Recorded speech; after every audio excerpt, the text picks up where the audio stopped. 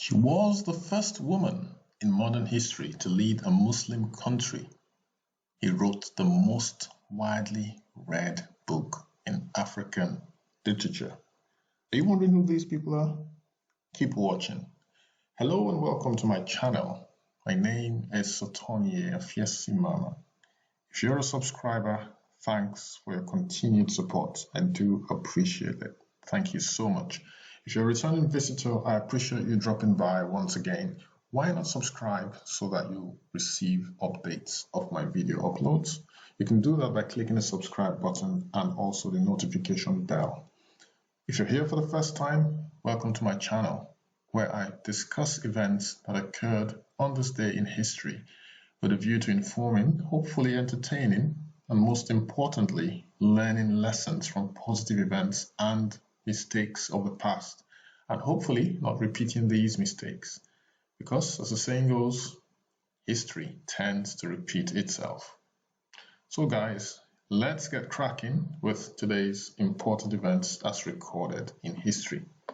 First, we shall start with Emperor Tiberius, born on this day, 42 BCE. That's a bust of Emperor Tiberius. So, he was the second Roman emperor and the adopted son of Caesar Augustus. So again, Emperor Tiberius, second Roman emperor, adopted son of Augustus, was born on this day in 42 BCE. Moving swiftly on, 1776. These are the people of Sint Eustatius or Saint Eustatius Island. They became the first foreign government to recognize the fledgling United States. So Saint Eustatius was recognized the United States of America. They were the first country in the world to do so on this day in 1776. So I'm going to show you a few more pictures of the people and the country. So that's where St. Eustatius is located on the world map. With all these islands around it, Antigua and Barbuda, St. Kitts and Nevis, Dominican Republic and Haiti, Jamaica, Cuba, South America, Venezuela, and so on and so forth. St. Lucia, Barbados. And that's the island. And, a more detailed view of St. Eustatius. Some more pictures. Absolutely beautiful. Absolutely beautiful. Just imagine one retiring to this place. Absolutely beautiful. Another picture as well. St. Eustatius. Okay, let's now move into the year 1836. Pictured here is King Kalakaua. He was the last king and second to last monarch of Hawaii. He was born on this day in 1836. He ruled Hawaii from 1874 to 1891. King Kalakaua of Hawaii. Nice drawing, nice painting of the king. Handsome dude. Okay, 1855. On this day, David Livingstone, pictured here, British explorer. Born 19th of March, as it says here, in 1813 in the United Kingdom. He died on the 1st of May 1873 in Zambia, Africa. So that's his memorial in Zambia. More pictures.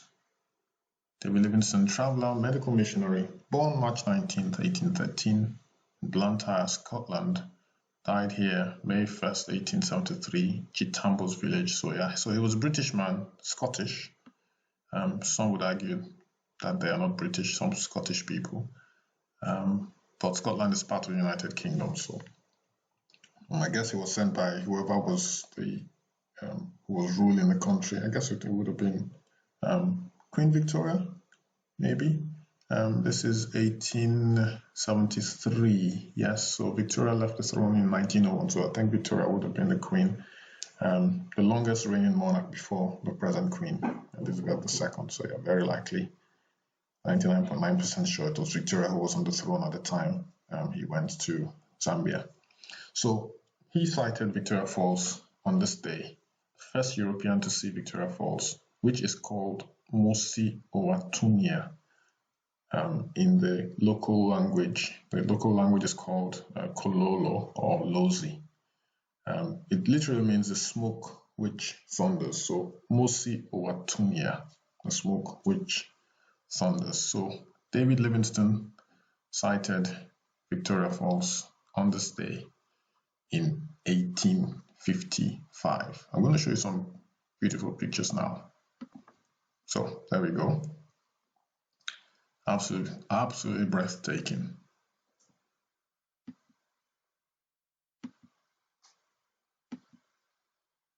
Beautiful.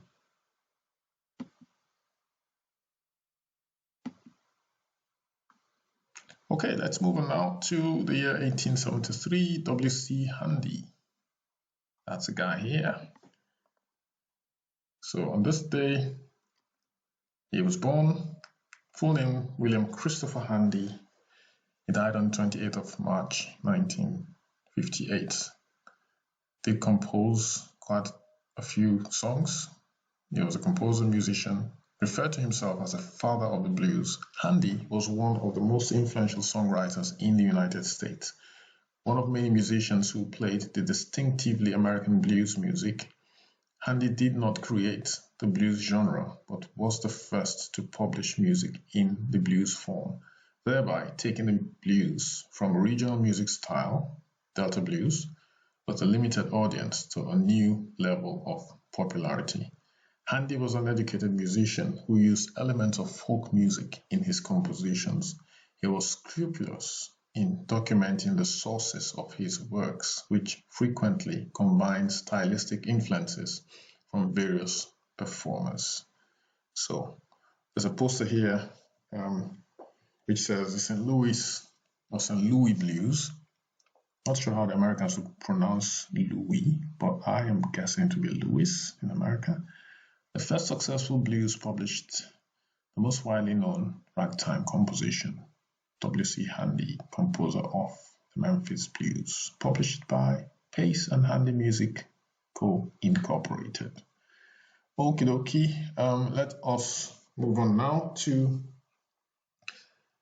a novelist, this time Portuguese novelist, José Saramago. This is a painting. I love this painting of him.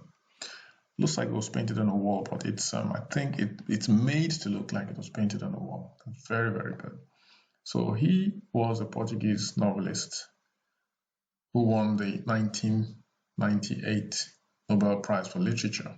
So born on this day, 1922, his works, some of which can be seen as allegories, commonly present subversive perspectives on historic events, emphasizing the theopoetic human factor. In 2003, Harold Bloom described Saramago as the most gifted novelist alive in the world today, and in 2010 said he considers Saramago to be a permanent part of the Western canon. While James Wood praises the distinctive tone of his fiction because he narrates his novels as if he were someone both wise and ignorant. Wow, profound words. Yeah, some people have a way with words, don't they? So that again is José Saramago, Portuguese novelist. Born on this day, he won the 1998 Nobel Prize for Literature. See if you can find a few pictures of his books. Okay, so this is one of José Saramago's books called Blindness. And then The Notebook. That's blindness as well, a different cover. So go check him out. Seems quite an interesting author. Another author who was born on this day, 8 years younger than Jose, is Nigerian author, novelist, poet, professor, and critic, Professor Chinua Achebe. Born on this day in 1930, he died on the 21st of March 2013. His first novel, Things Fall Apart, which was published in 1958, often considered his masterpiece, is the most widely read book in modern African literature. I did mention this at the outset. So this is a guy who wrote the most modern book in African literature.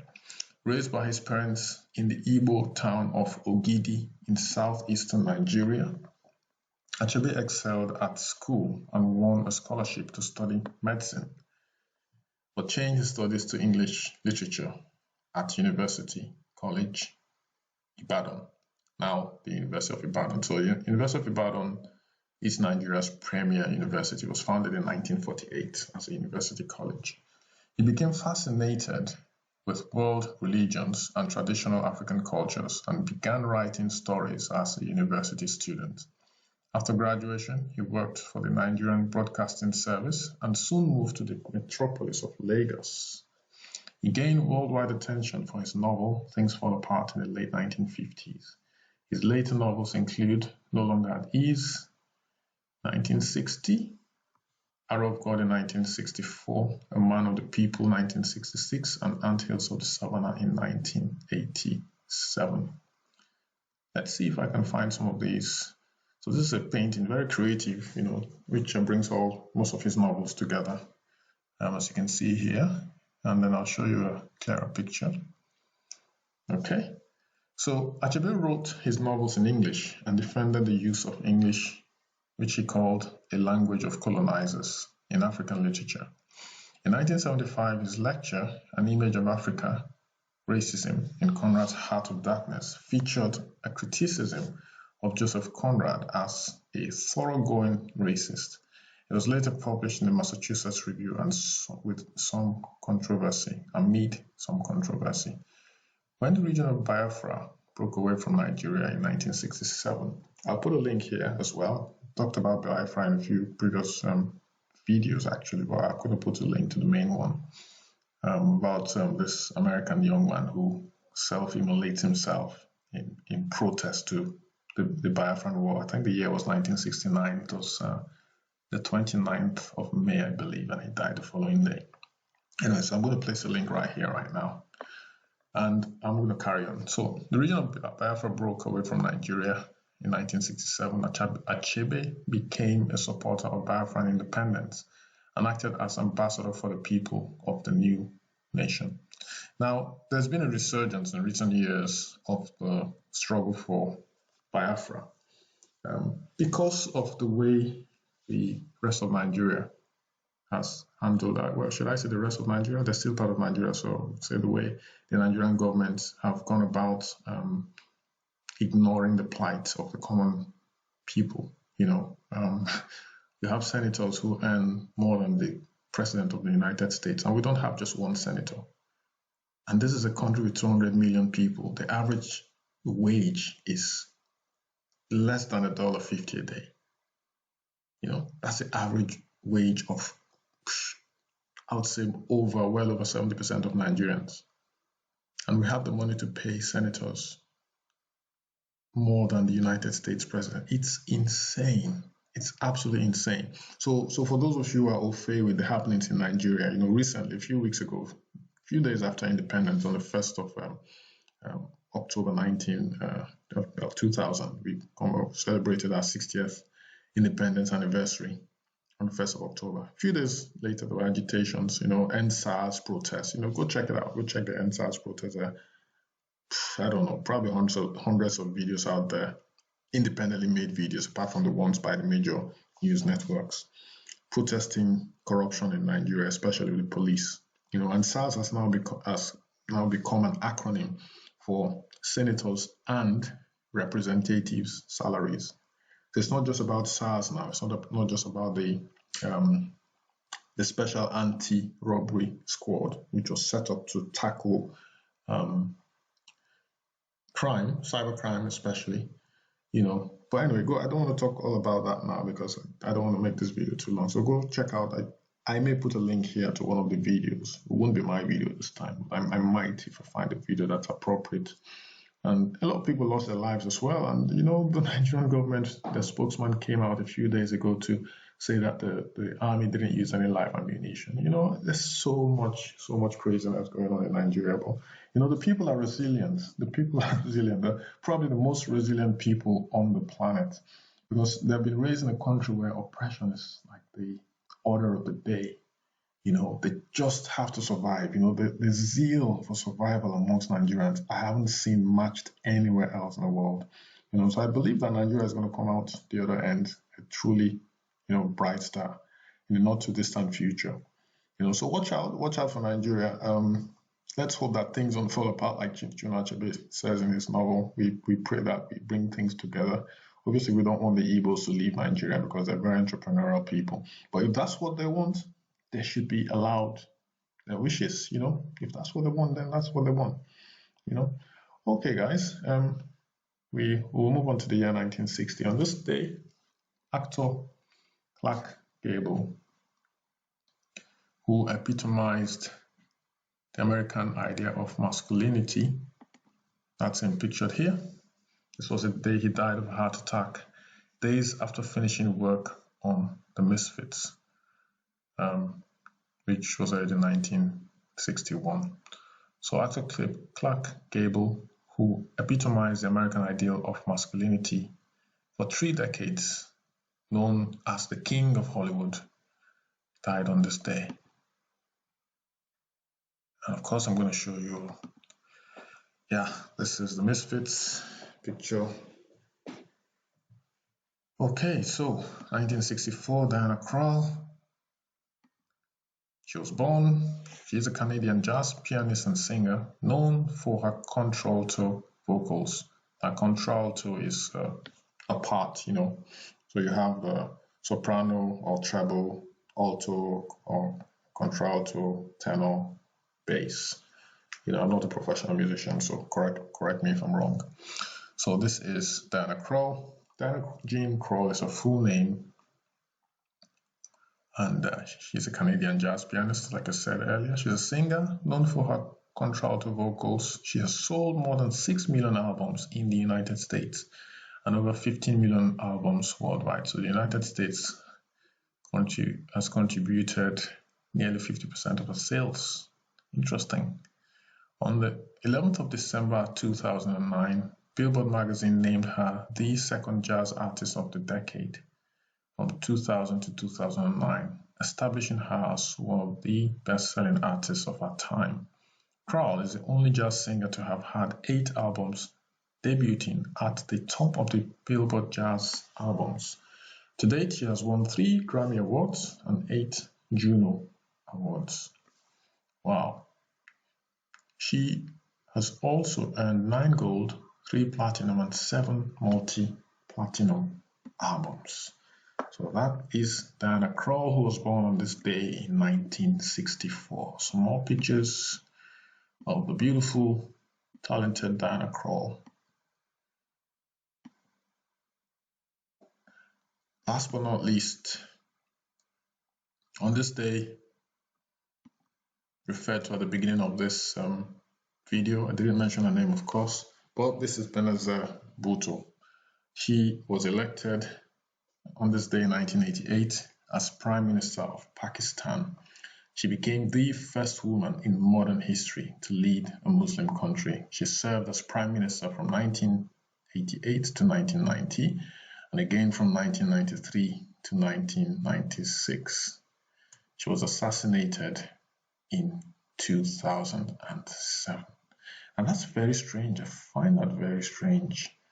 She had left power in 1996. Guys, I don't know much about Pakistan history, so if you're from Pakistan or you know anything about Pakistan history, let me know. Why was she assassinated 11 years after leaving power? Very strange. Very strange. So guys, like I always say in my intro, I talk about learning from history, and there's a quote from her. She says, "If you do not learn from history, it tends to repeat itself." I mean, what else can I say? What else can I say? But yeah, that's Benazir Bhutto once again, who on this day in 1988 was elected Prime Minister of Pakistan. She became the first woman in modern history to lead a Muslim country. On that note, folks, we have come to the end of today's Today in History. It was jam-packed. Well, should I apologize? No, I shouldn't apologize. It's Today in History. You know, for those of you who are history fans and history buffs, you know, you want to know what happened. I'm sure you enjoyed watching this video. And if you have any suggestions for improvements, let me know in the comment section. I'll do all I can. You know, thanks again, guys. Hope to see you tomorrow, November 17th, for another edition of Today in History. My name, once again, is Sotonia Fiesimama. Stay safe, and I shall see you tomorrow. Bye-bye.